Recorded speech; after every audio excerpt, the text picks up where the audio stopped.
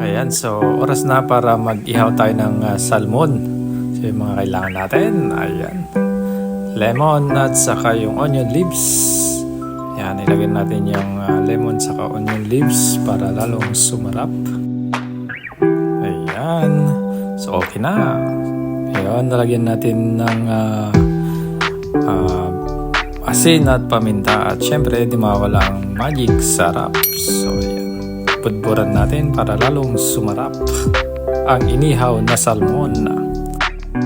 So okay na. Ipunta natin sa may grill. Ayan, so lalabas tayo. So ayan. Ayan, so maulan ngayon. Yan ang panahon dito ngayong hapon na to. Ayan, so kiskisin muna natin. Painitin natin yung grill.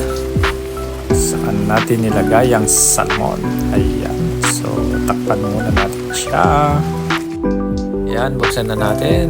Ayan, saka natin syempre lalagyan natin ng olive oil. Ayan, para maihaw pang maigi at magkalasa.